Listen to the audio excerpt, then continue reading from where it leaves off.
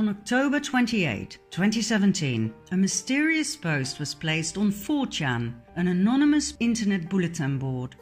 It contained nothing but codes. This was the beginning of a new phenomenon. The Q posts, soon to be transferred to 8chan due to hacking, became more and more intriguing and popular among the so-called QAnons, anonymous people who are wary of the lies of the mainstream media and who've gone searching for the truth using other news outlets on the internet. I will get into the identity of Q later on in this documentary. Q communicates with the people by means of the Q posts, drops or crumbs that we, the Anons, pick up and decipher. The Q crumbs portray a better world, without wars, treason and corruption. A world after the Great Awakening. Q uses words and short sentences that keep coming back.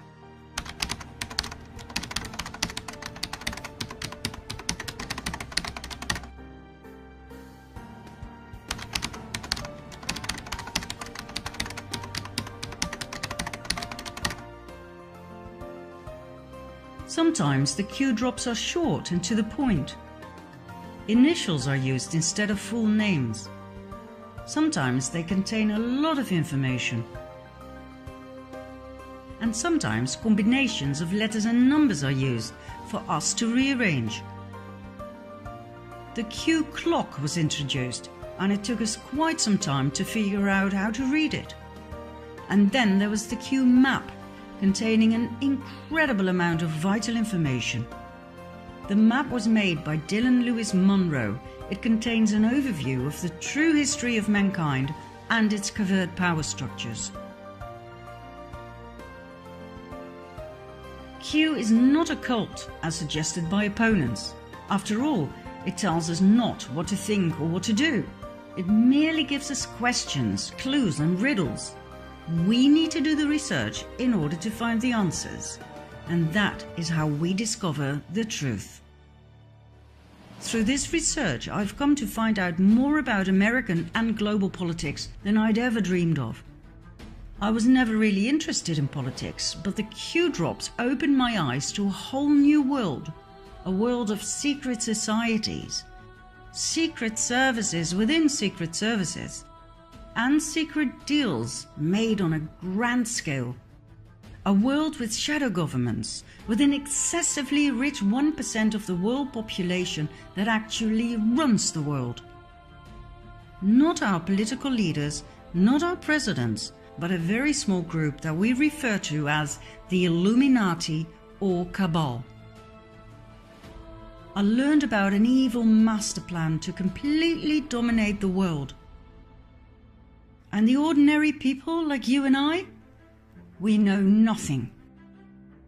We get up in the morning, we go to work, we pay our bills and our taxes, we watch TV and go to bed, not knowing that there's a battle being fought over our heads for world dominance. A battle between good and evil.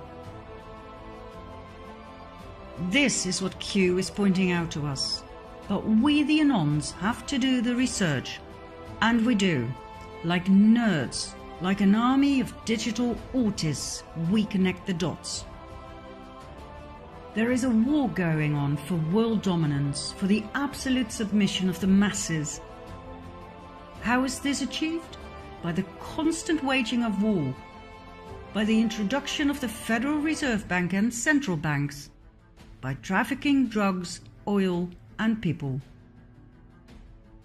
The only two American presidents who tried to break down the power of the elite, beginning with the banks by printing their own interest-free, debt-free money, thus bypassing the Federal Reserve System, were Abraham Lincoln and John F. Kennedy.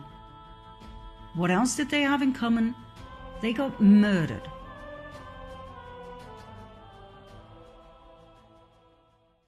Now, why are the banks so important? What exactly is the Federal Reserve and its central banks? The Federal Reserve is the central bank system of the US. And in spite of the very misleading word federal, the Federal Reserve and all central banks around the world are privately owned. They are not government institutions. They are owned by some of the most wealthy and influential families in the world, two of which are close to the top of the power pyramid, the Rothschilds and the Rockefellers. The Federal Reserve was set up in 1913 after quite a bit of opposition from the US government and some very wealthy people such as Benjamin Guggenheim, from a very influential mining family, Isidor Straus, head of Macy's department stores and politician, and John Jacob Astor, businessman, inventor, and probably one of the wealthiest men at that time. The wealth of these three men in those days was approximately $500 million, which today would amount to something like 11 billion. These men were so rich they could not be bought, not by any bank. What else did they have in common? Apart from money, power, and opposing the creation of the US Federal Reserve? They all died on April 15, 1912, when the ship they traveled on hit an iceberg and disappeared in the cold ocean. Coincidence? Let's just say the Titanic disaster was highly convenient. The rest of the opposition was easily cornered. The US Congress was bypassed. The Fed was created illegally, unconstitutionally, something not many people are aware of. Let's have a look at the visible top of the power pyramid. There we have the Rothschild family. In short, this family owns most of the world. They own each and every central bank. They own the Federal Reserve. They control the International Monetary Fund. They control the World Health Organization. They financed both parties of every war since the war against Napoleon. They financed the Bolshevik Revolution.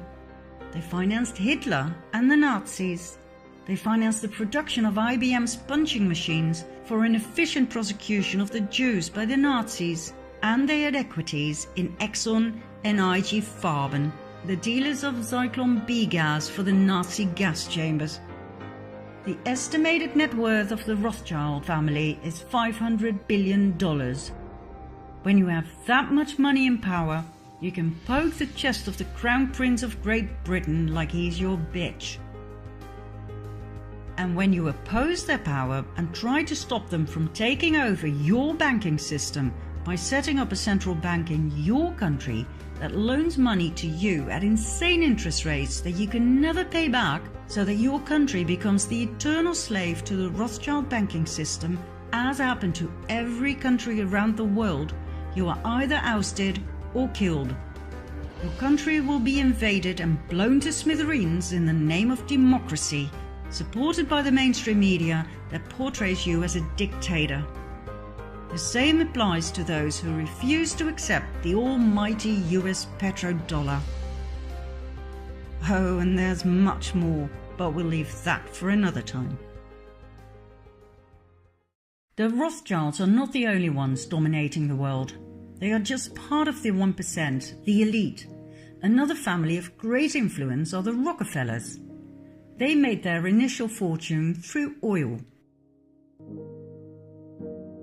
That fortune led to massive industrial influence in American politics, the banking system, and the pharmaceutical industry. They founded schools and universities, leaving a huge imprint on what should and should not be taught to our children and students. The Rockefellers further expanded their tentacles of power into the medical world and into hospitals. They now own the Rockefeller University with its Academy of Medicine and the Academy of Sciences, the International Health Foundation, the American Cancer Society, the Drug Trust, the American Medical Association, and the FDA. everything was in the hands of the Rockefellers. They further infiltrated the educational and medical system by means of the Rockefeller Foundation, giving grants to specific research programs such as the research and development of vaccines, for instance against Ebola, yellow fever, Zika, the flu, and Gardasil, which was further developed and promoted by billionaire and partner in crime Bill Gates. Every case of dangerous side effects such as miscarriage, autism, sterility, seizures, paralysis,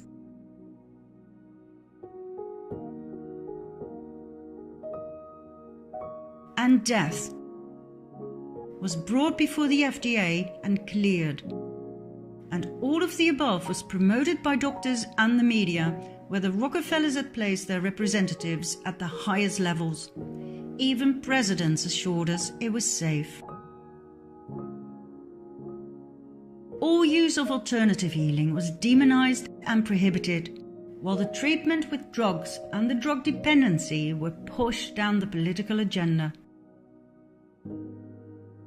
The Rockefellers were also responsible for adding the toxic chemical waste product fluoride to our water and toothpaste.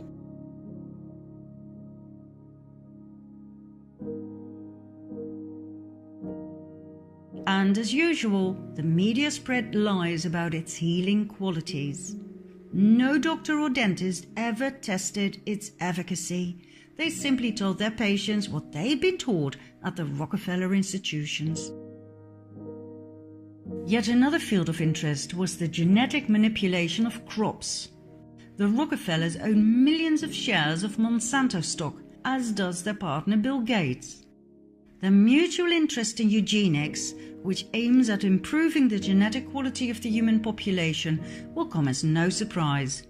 Back in Nazi Germany, the Rockefellers financed the horrific eugenics experiments performed on Jewish people, trying to create a superior master race.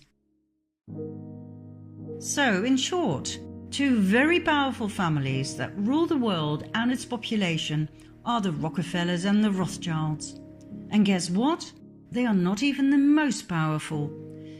There are other families that exceed the Rockefellers and the Rothschilds, both in money and in power. But I will not go any deeper into that at this stage. We'll save that for later, shall we? There's one more man I want to put in the limelight right now, George Soros, described by the mainstream media as investor and philanthropist. His net worth? $25 billion. Soros was born in Hungary. After World War II, he moved to England and then on to the US, where he made a fortune with his hedge funds and his merciless ways to manipulate the financial market, using crises to further increase his own wealth and expand his power. He prides himself in taking no responsibility for his actions and the destruction he caused to literally millions of people. I quote, "I am here to make money. I cannot and do not look at the social consequences of what I do." Soros strikes me for his choice of funding. For example, NAMBLA, the North American Man-Boy Love Association. Their goal and their slogan, "Sex before 8, before it's too late." This is their mascot. Why does this great benefactor support a pedophile club such as NAMBLA? Then there's Antifa, the anti-fascist movement. When we look at their actions, we see nothing but violence. They show great resemblance with fascism, which is rather strange for an anti-fascist movement. Even one of their flags is weird in that sense. Why would anyone finance such a thing? The same goes for Black Lives Matter. Why sponsor a movement that pretends to be left-wing but shows nothing but riots and violence in practice? Do you want to know what we're dealing with here? Then follow me to part 3.